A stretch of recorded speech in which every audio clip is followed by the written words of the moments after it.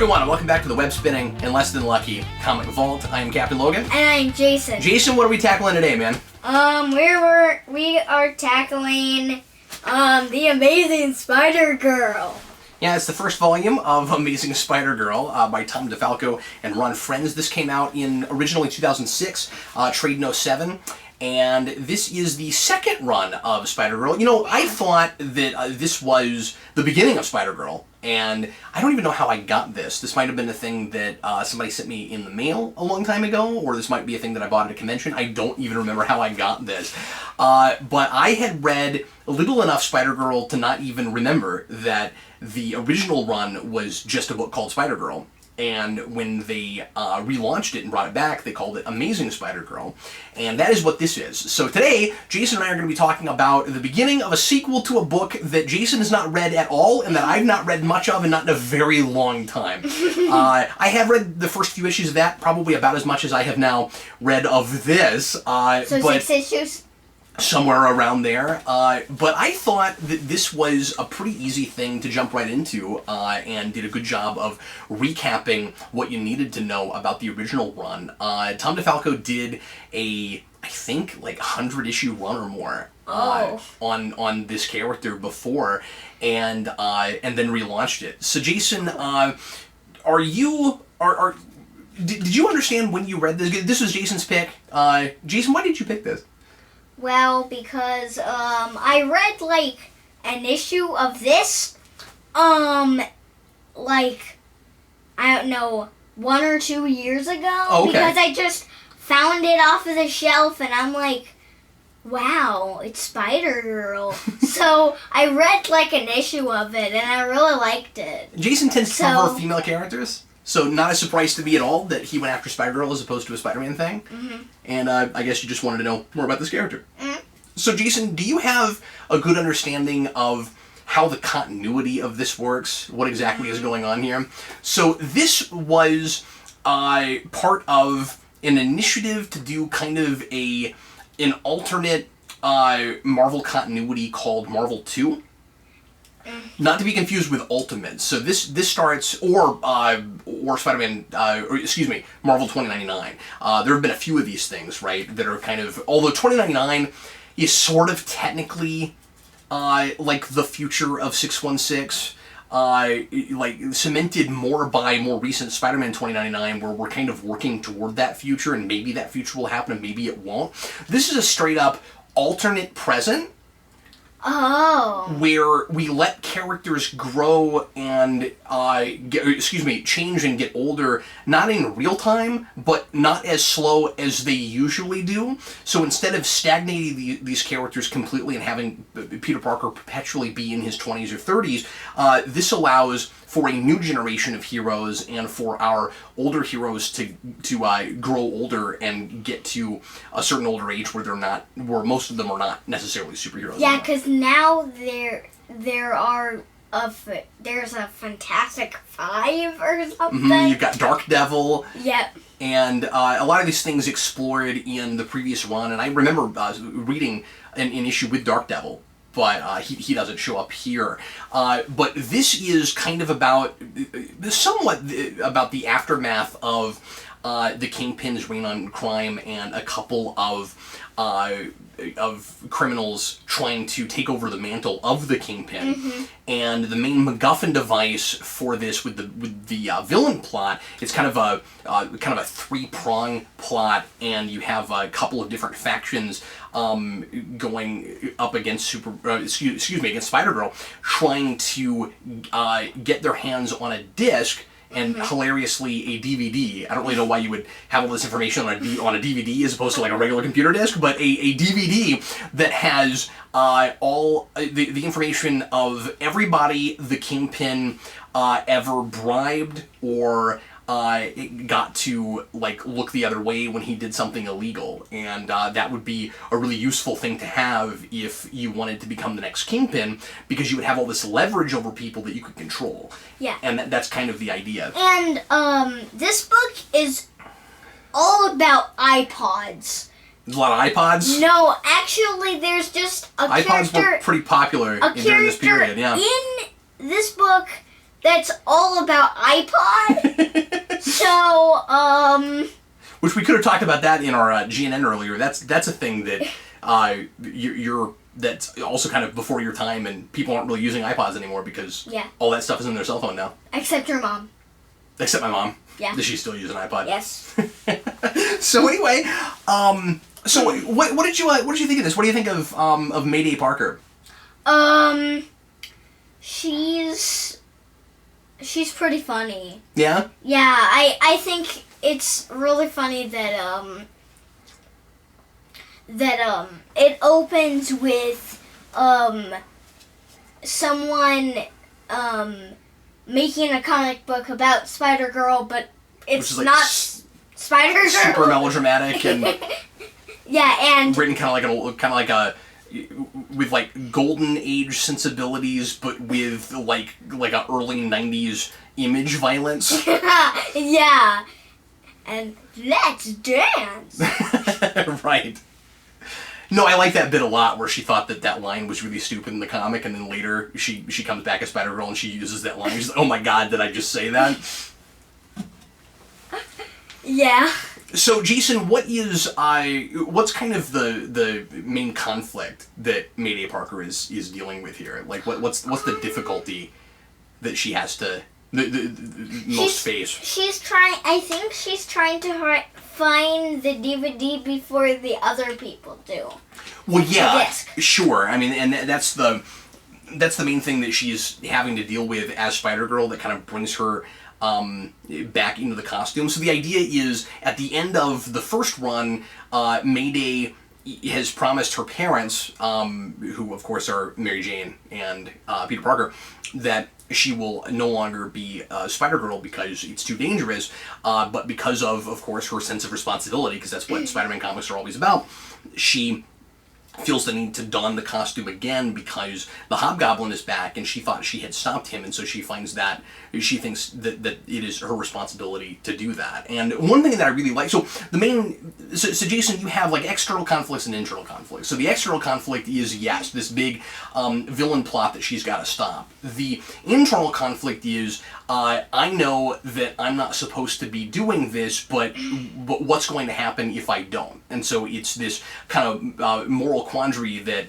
is classic Spider-Man, and a lot of what I really like about DeFalco is that he kind of goes back to the well and shows his understanding so much of what Peter Parker and Spider-Man is all about, that with this new cast of characters and with Peter Parker largely in the background, he's able to tell stories that recapture what it felt like reading the early Stan Lee, Steve Ditko Spider-Man stories, and really back to basics. Wouldn't it be Mary Parker? No, she's named after Aunt May.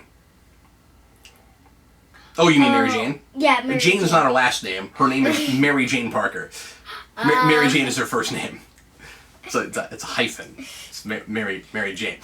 Anyway, but yeah, so the internal conflict is, again, this kind of moral conundrum of, I have to lie to my parents, which is a bad thing, in order to do this good thing, which is to save people because I have powers, and if the police can't get there in time, somebody might die. Mm-hmm. And so, what is the right thing? Is it okay to deceive people and lie to people when in the immediate present somebody might get hurt or killed because you have the ability to stop them, to stop someone from getting hurt. Uh-huh. And so that's kind of the main idea. And it's impressive to me that after, and I haven't read that whole run, but it's impressive to me that he seems to still be able to keep making that pretty fresh and not run out of steam, having written 100-something issues on that character already. So who are the bad guys? There is, let me see, there is, what's his name again? I don't know. There's several bad guys. Hobgoblin. Yeah, we mentioned him already. And then there's this, like, Killer Frost guy. Well, that's a woman, but... Yeah, Bitter Frost. Bitter Frost. Bitter Frost. Yeah, she was so unmemorable I forgot about her until you just brought her up again. Mm-hmm. And then, Black Tarantula. Black Tarantula, except she doesn't even punch him in the face or anything. Well, and remember that this is the first 6 issues of a longer arc. So this is a good story in and of itself, but obviously it does keep going. So I mean, these first issues are certainly one story.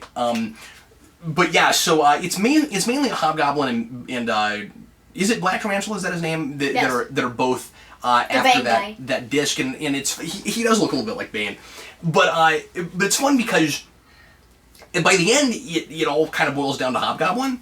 Because he still really wants that disc, but Black Tarantula decides ultimately that it's not worth getting in a confrontation with Spider-Girl over. So he actually ends up taking himself out of the whole thing, which I kind of like because it's smart and pragmatic, and I assume we'll see him again. But Hobgoblin is too impulsive and is too emotional about his past with Spider-Girl, and so that keeps him in a game that may not even be worth playing, honestly. And I think that's a really good beginning point for a longer, more what I'm sure will become a more epic arc. That he's got a lot of places to go from here. And let me talk about the whole comic book thing. Yeah, sure. So, can I have it for a minute? So there's this guy who, this is kind of part of the whole I need the disc thing. Mm-hmm. So there's this guy named Jimmy Yama, mm-hmm. who's trying to make a Spider-Girl comic, but Mayday Parker doesn't like the comic because it's nothing like Spider-Girl. And because it's terrible. Yes, because it's terrible. Because, who even is Jennifer Justice? I don't know. Somebody who makes up.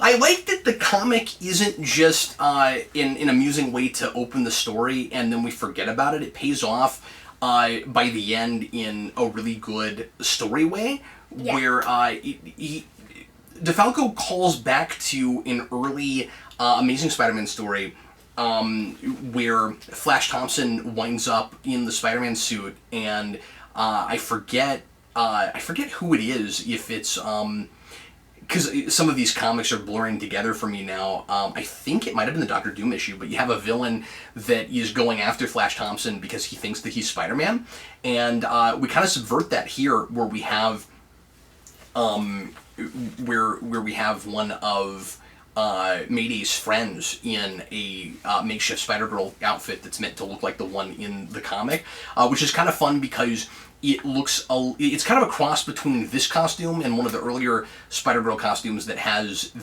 or I guess Spider-Woman costumes that has the hair out the back, and the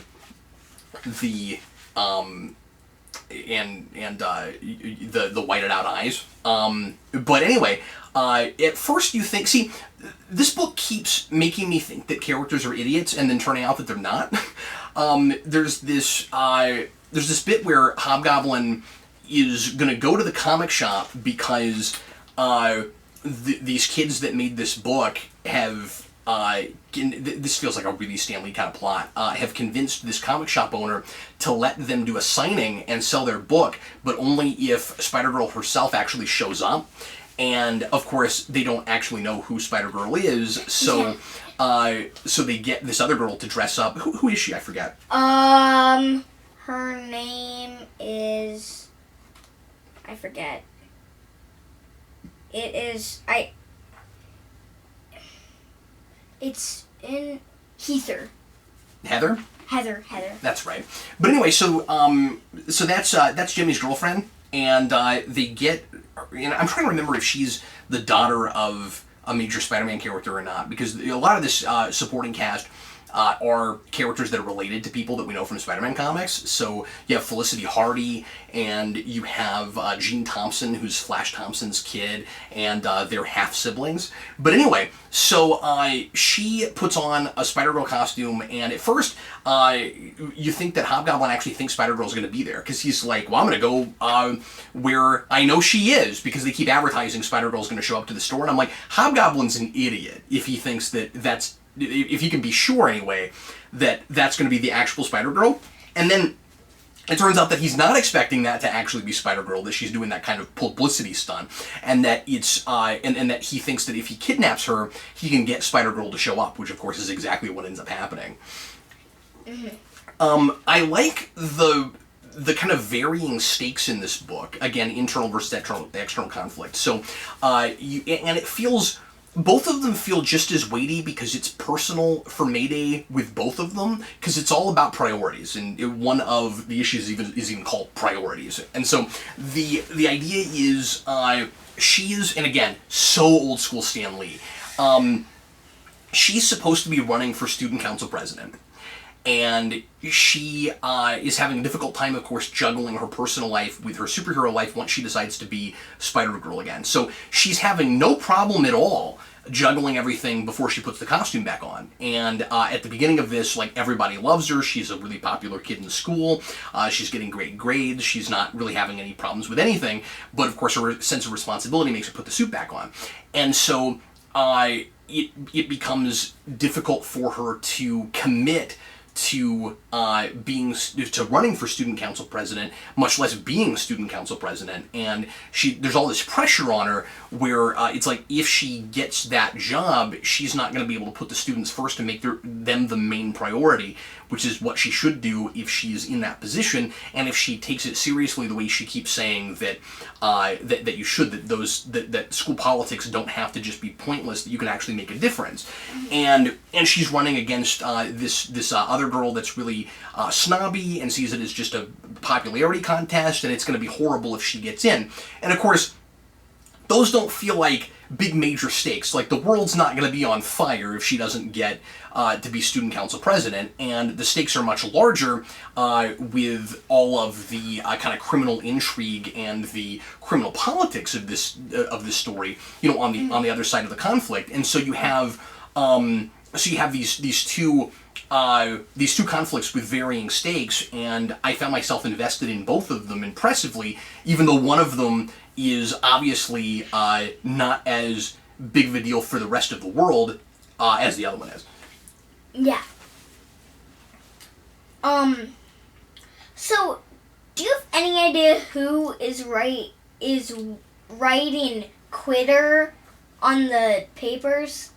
Do you have any idea? That's actually a really good question. Did they ever come out and reveal for sure who that was? No. I think you're right. Maybe on a second read I would be more sure of it, or maybe it's a thing that gets paid off in later issues. I assumed it was the girl that was running against her, but they kept doing it even after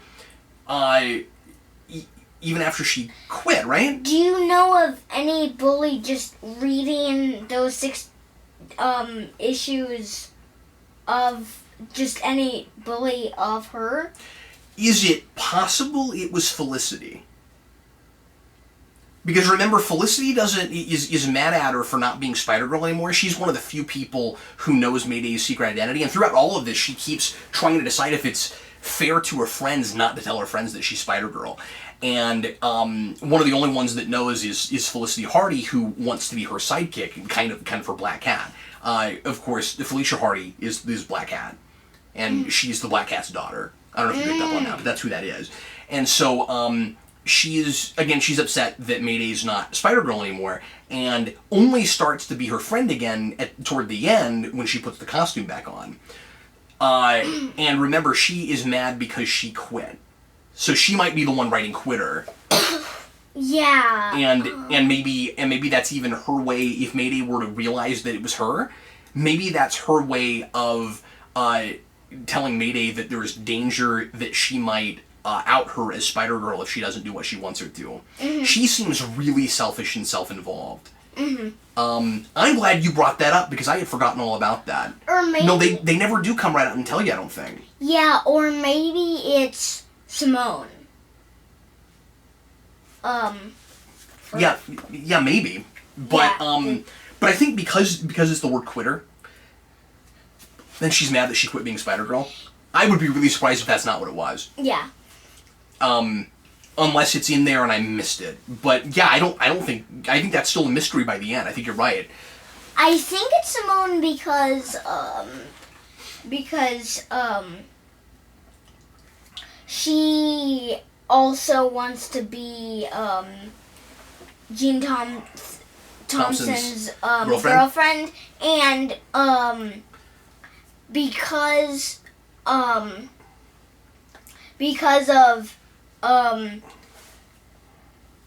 of Mayday Parker having to do all this stuff being Spider-Girl, or she doesn't know that, but doing all this stuff and leaving Jean behind, she thinks Simone probably writes that because she is a quitter, like yeah, maybe being the girlfriend.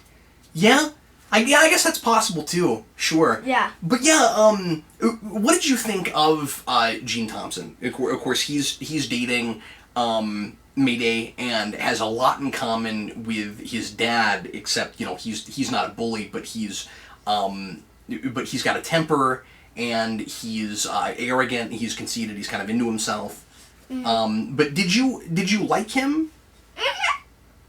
Yeah, I think I like him. I feel he reads like a character where I understand why he is the way he is. He's not completely unsympathetic, but he strikes me as a character that could get more depth as it goes along, and right now is kind of reading mostly as a device to give Mayday kind of more drama in her life and make things more complicated for her. That kind of standard, Parker bad luck. But that's one place where I feel like DeFalco maybe goes a little bit too far in trying to make it read like Stan Lee, where he seems more like a soap opera character than I think he needs to. I think he goes way too over the top in being angry with Mayday for not spending time with him. Yeah. He's self-absorbed and not, I say he's not unsympathetic. I get where he came from, but I kind of stomp caring about what happens to him about midway through, because he's so whiny about that, and it is kind of interesting to see the shoe on the other foot with a female protagonist with the male love interest who acts a lot like a lot of irritating female love interests we've had in the past, where you have the guy who's the superhero and who's trying to juggle his personal life, and the girl just takes it really personally every time he's not around for her, and when he clearly has a good reason for it. And that is exactly the situation that you have here. If Jean Thompson knew that Mayday was Spider-Girl, he would want her to not save people so that they could have dinner together. Yeah. And he gets kind of obnoxious, but it reads like DeFalco's going somewhere with it, so it's probably that would be a criticism that probably would diminish as I continued reading. And I will say, I certainly wanted to keep going after I read this. I thought it was quite solid. Yeah, me too. I think I should keep getting volumes of this. You want to get more trades? Yeah. Keep going with it. Yeah. What else should we talk about that we haven't gotten to? We didn't talk about Mad Dog. Yeah, Mad Dog. So tell us a little bit about Mad Dog. Mad Dog is another superhero that I don't know. He doesn't look like a dog. Well, sure, yeah. He doesn't have a dog motif. Yeah. The Mad Dog thing is more about his attitude than it is about his look. So Mad Dog is a bounty hunter who has a TV show where he goes around saving people and or at least staging things to look like he's taking out bad guys and making a big deal out of how great of a hero he is. And again, he's really arrogant and conceited. Unlike Gene Thompson, he ends up getting some dimension right away, and there's a little bit more to him than that, and I like that a lot. He's sort of like, he is really into himself, but he's sort of using the staging of those events in order to find ways to kind of actually be a superhero, or at least that's what he starts to do. And I like that a lot. When he and Mayday team up, she makes these assumptions about him, and then realizes that to some degree his heart actually kind of is in the right place, and he uses again his stature as a TV star in order to get him into situations where he can take down bad guys. But he also hasn't taken down a lot of bad guys yet, and he's pretending like he's taken out people that he hasn't. He uses props from that he claims are like tools and weapons from old bad guys that he took down, and he actually has only beaten like one supervillain, but he's got like the staff from Cardiac and a bunch of other things, but they're not actually those things, they're just props. He's just pretending like they are. But he ends up actually being a great deal more noble than I expected him to be, and there's a little bit more to him. And I ended up actually liking that character quite a bit. Kind of wanted to see him come back. Had his only supervillain been Hobgoblin? Mm-hmm. Yeah, and he did that on accident, which is interesting because he kind of has that in common with Spider-Girl. Mm-hmm. But yeah, I just wanted to briefly mention him. We have a cool homage cover, caught in Mad Dog's crosshairs. Do you recognize that? Do you know what we're homaging there with that cover? That is the first appearance of the Punisher. Is what we're homaging with that. You have the Punisher here, and then Spider-Man in the crosshairs.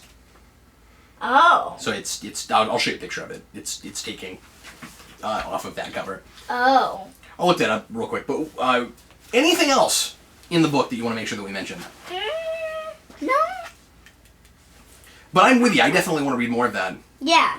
And that is a character that I should go back and read everything of. It's really cool just how complex of a history she has, and I think at one time she had the most single issues of a female Marvel superhero character. Let me just find this real quick. She originally debuted Jayson in a issue of What If. Oh, really? She's a What If character from '98.